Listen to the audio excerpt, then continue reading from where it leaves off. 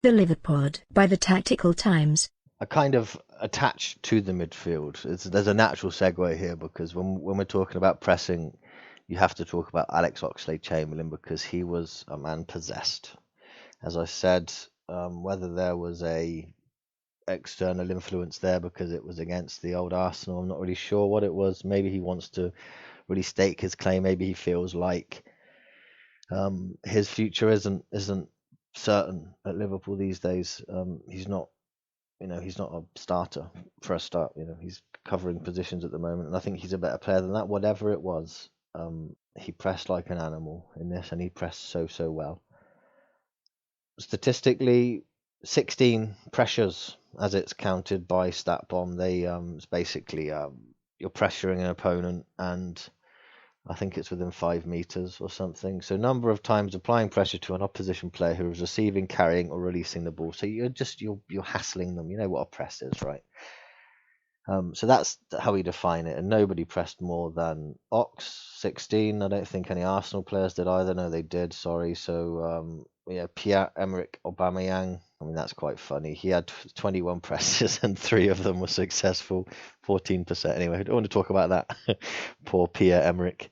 Only he applied more pressure than Ox, and he did it really badly. Aubameyang, I won't talk about that. So from the 16 pressures, 9 were successful, which is an exquisitely high number. Pressing doesn't usually work. As you know, when you watch a press, most of the time, most teams can play around them, can play through them. They'll clear the ball. The loss of possession isn't really that. It isn't that immediate. So a successful press is, I think, within 5 seconds. I'll just check. Number of times the squad gained possession within 5 seconds of applying the pressure. So from the 16 attempts at this from Ox, 9 of them resulted in Liverpool regaining possession within 5 seconds, which is 56%, which is huge. That's really, really high.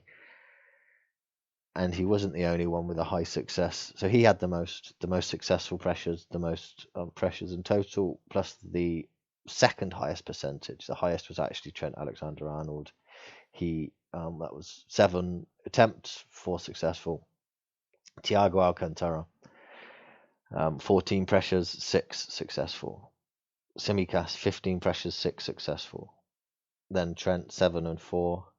Then Fabinho, 12 and 4, 33%. And then you add the forwards, Mane, Salah, were both around 30%. Successful, 13 and 10 respectively.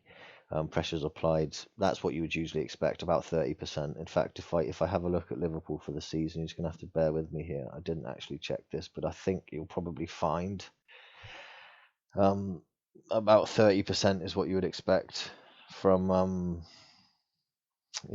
for a press success. So to get 50, 58%, almost 60%, almost 2/3 successful, you're talking great success. Funnily enough, I mean, I talk about Thiago Alcantara, what a player he is. 47% of all of his pressures in the Premier League have been successful, which is huge. I mean, again, from 36, 17 resulted in regaining possession. Most of the Liverpool squad are between the lowest is you got between 20% and 40% is usually the average. So there's nowhere near 60% that Ox almost managed in this game. So it's huge. He was so good at it. You think about the Jota goal, the one that was played at the start of this, the little commentary we had, where he finished it like a pro, just jinking, dancing through the defence. That was a Tavares error. Tavares, he just played a blind pass and found Jota just outside the area.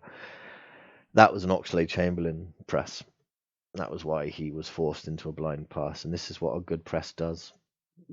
Very difficult to do it on your own, almost impossible to do it on your own. I think this is why poor Aubameyang had such a hard time, where he was trying to do it, but it was just never working, and that's because you have to close avenues. If there's a one-man press, you're facing usually at least 3 players. With a one-man attacking press, you've got 2 centre backs plus goalkeeper is often used. You've got Alisson comes up and he's essentially a third centre back in these situations because he can happily receive the ball 25 yards outside of his own goal. That's, the player he is. Or you've got the fullbacks, or you've got a midfield dropping deep. You have to have You have to press in numbers for it to be successful, because you need to close off options, and this is what Liverpool did. So when I say Ox was great, he was great, of course, but he was an individually great part of a really effective pressing unit. And if we go back to our little graphics, we see I've included something I don't talk about very often is PPDA, which is passes allowed per defensive action. You'll see certain people love to talk about this. It's a very useful metric, but it's very, very focused on pressing, and pressing isn't always the most exciting metric. It's very good to watch it work in action, but it's not always the most it's not like passing moves or positional heat maps, things like that. It's quite a sort of a niche area still, pressing, and not always teams don't always do it that well, so it's not always at the forefront of analytical content. But in this game, it was very impressive because Liverpool obviously pressed incredibly well. So I've included the maps, and you'll see there's a timeline plus the number of passes allowed. So basically, the lower the number, the better the press. So the number of passes you allowed the opposition to have before you committed to a defensive action. So there were times in this game where Liverpool restricted Arsenal to 3 passes, to 8 passes, to 5, to 4, until it got towards the last 15 minutes when Liverpool were 4-0 up. They didn't really care at that point. It went up to 14. Now, very, very low. So you're talking 3 passes before Liverpool commit a defensive act.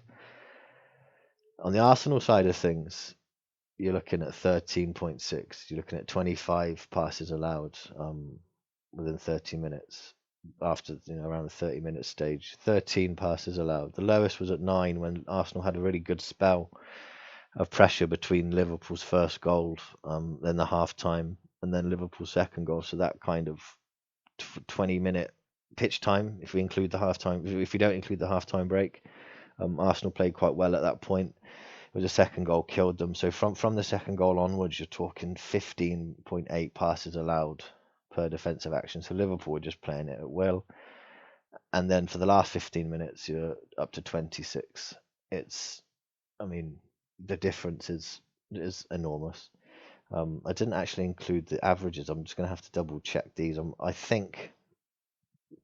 Liverpool's season average for PPDA is very low because they're always an active pressing team, and they always want to hassle their opponents, and they always want to make life difficult. Liverpool hold a lot of possession, and when they don't have the ball, they want to win the ball back as fast as possible. So that it's always low, their PPDA. Yes, the average for this season, let me just has been 8.84 passes per defensive action. So they allow 9 passes before committing a defensive action on average against the opponents this year.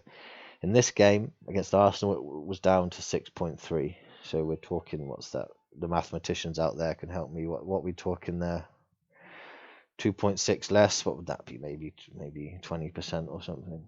I don't know. My math isn't very good, but considerably less than the average. The opposition. So the number of passes the opposition allow per defensive action has this season been 18.7. Again, Liverpool hold very, very high possession in all of their games, really. And Arsenal's was actually a bit less than that. They had 17.4. But the big thing is the difference between the two teams in this game. 6.3, 17.04, 17.0, basically. Massive.